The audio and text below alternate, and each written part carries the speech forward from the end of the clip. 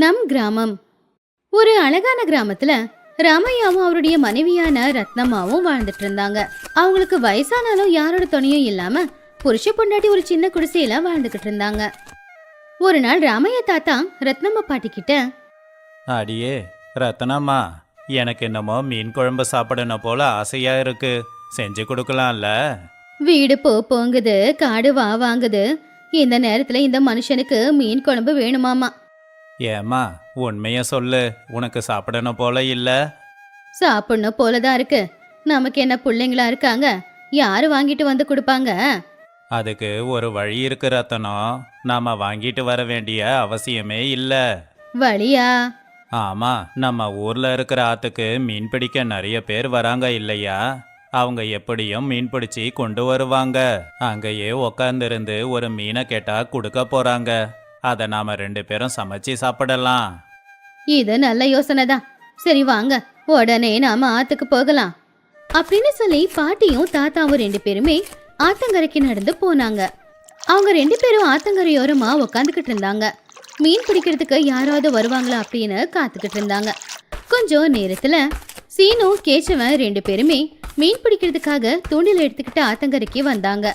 அவங்கள பார்த்து, அங்க பாத்தியா, அவங்க மீன் பிடிக்க தான் போறாங்க போல இருக்கு.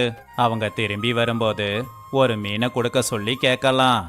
சரிங்க அப்படின்னு அவங்க 2 பேருக்காக இவங்க காத்துக்கிட்டு இருந்தாங்க. மீன் பிடிக்கிறதுக்காக போன சீனோ கேசவன் 2 பேருமே மீன் பிடிச்சுக்கிட்டு இருந்தாங்க.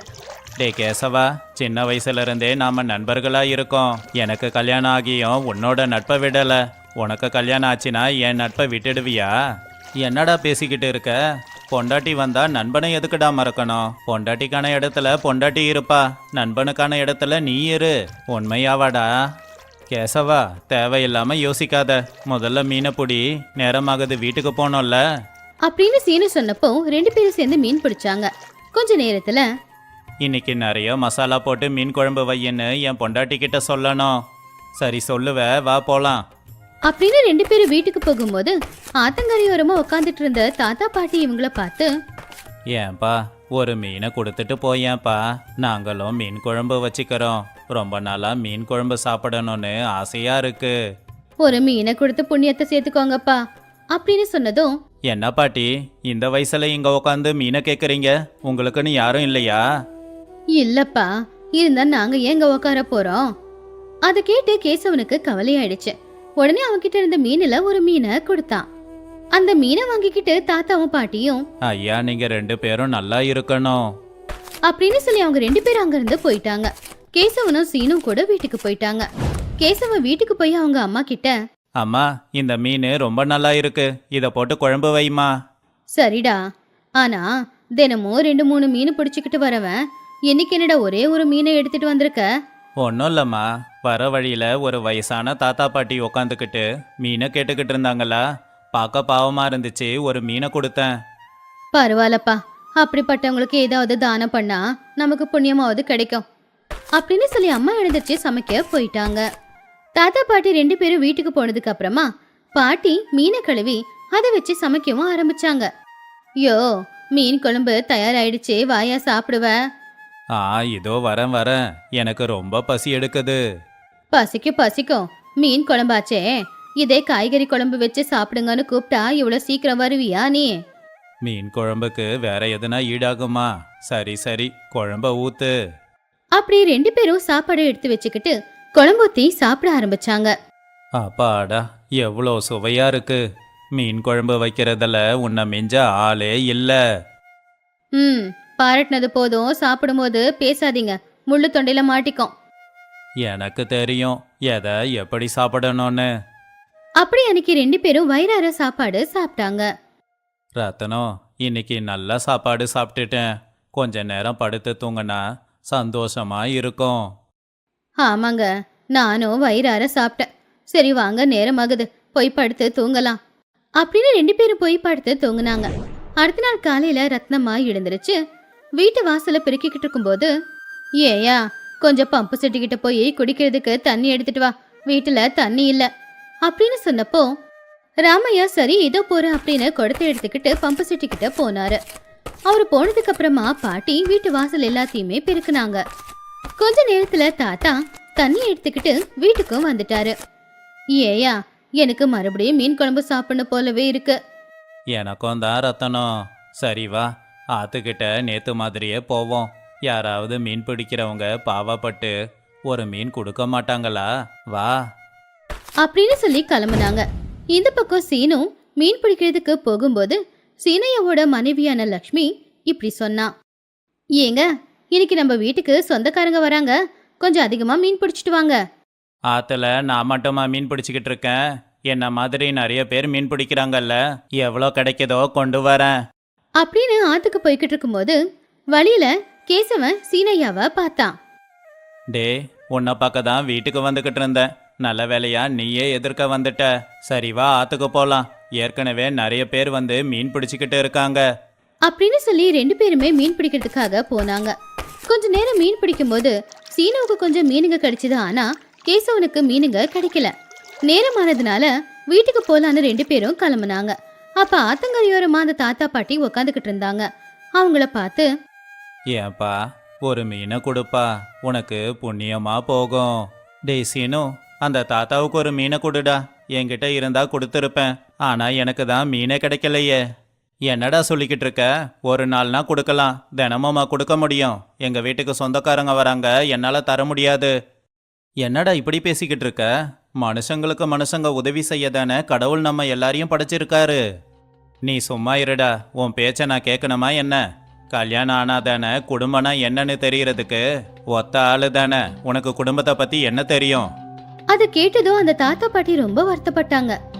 இங்க பாருப்பா, நீ மீன் குடுக்கலனாலும் பரவாயில்ல, எங்களால 2 பேரும் சண்டை போட்டுக்காதீங்க, சந்தோஷமா வீட்டுக்கு போங்க அப்படின்னு சொன்னப்போ, சீனையா, கடைசியா நான் கேட்கறேன், அம்மா மாதிரி இருக்கிறவங்களுக்கு ஒரு மீனை கூட. என்னால கொடுக்க முடியாது, நீ போடா அப்படின்னு சொன்னதும் கேசவனுக்கு ரொம்ப கோவம் வந்துச்சு.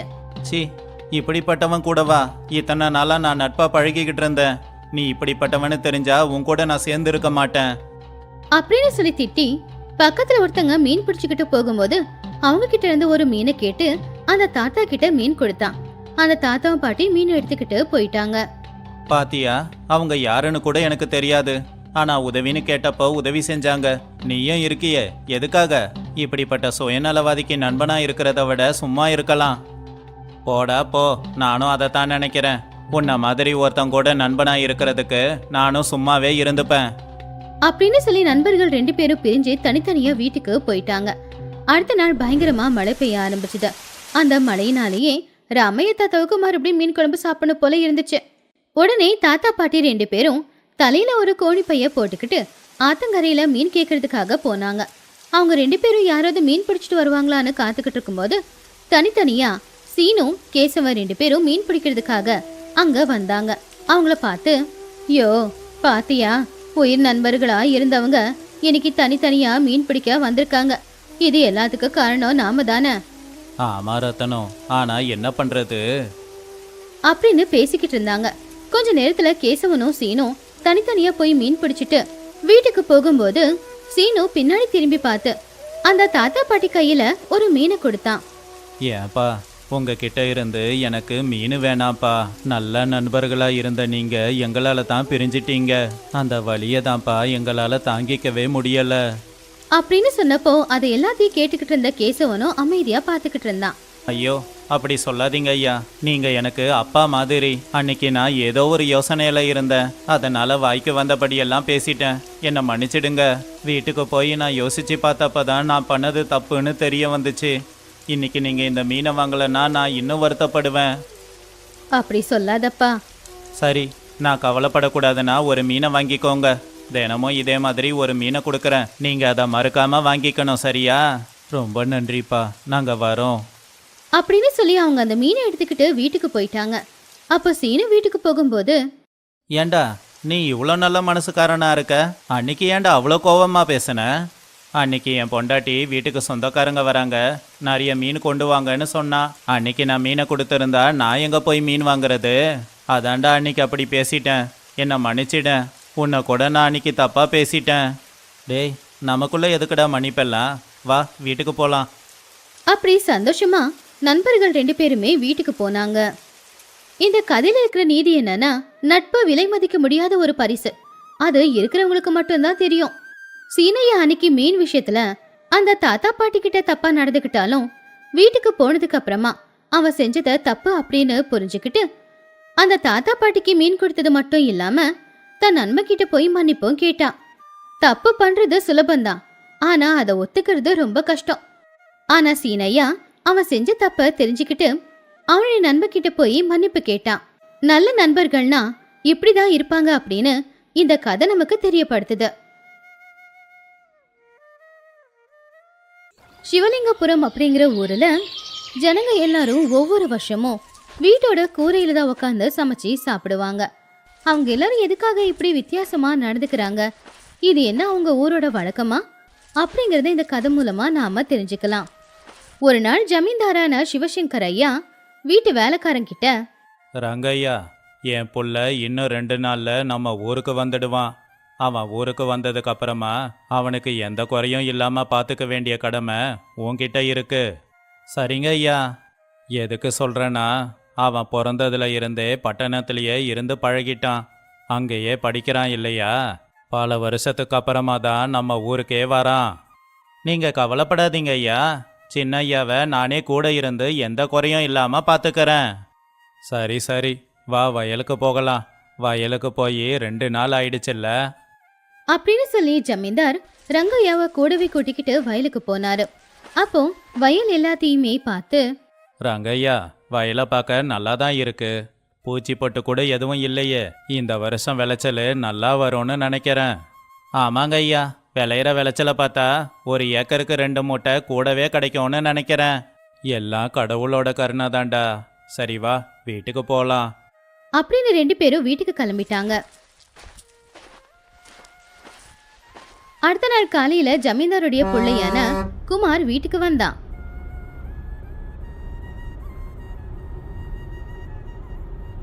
குமாரை பார்த்ததுமே ஜமீன்தார் ரொம்ப சந்தோஷப்பட்டு, என்னடா எப்படி இருக்க?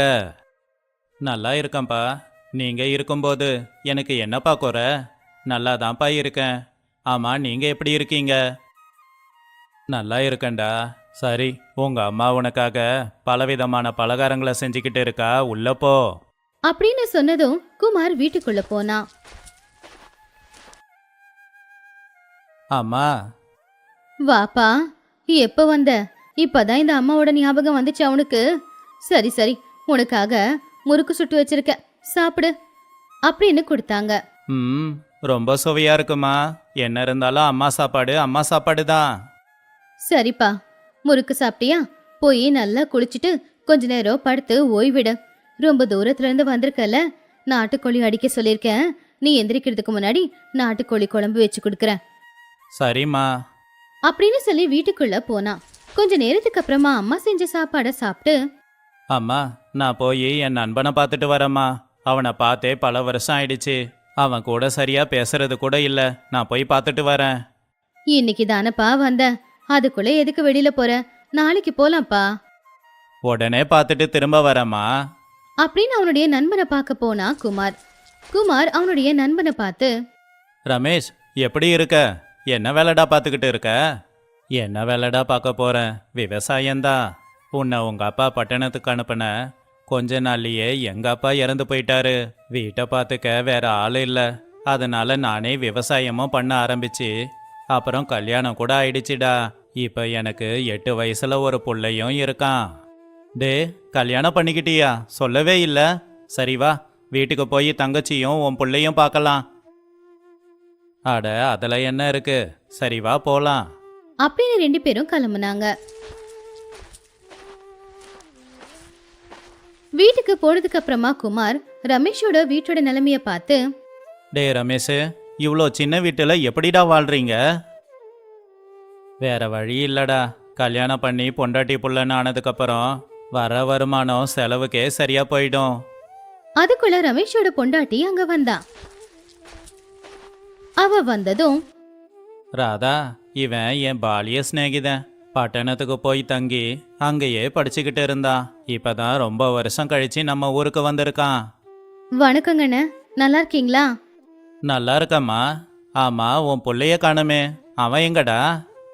பள்ளிக்கூடம் போயிருக்கான்டா. வர்ற நேரம்தான். இந்நேரம் வந்திருப்பான். ஆனா இன்னைக்கு காணோம். சரிடா, வீட்டில் அம்மா எனக்காக காத்துக்கிட்டு இருக்காங்க. நான் வீட்டுக்கு கிளம்புறேன். வந்த உடனே கிளம்புறேன்னு சொல்றியே, ஒரு காப்பி குடிச்சிட்டு போயேன். இங்க தானடா இருக்க போறேன். இன்னொரு நாள் வந்து குடிக்கிறேன்.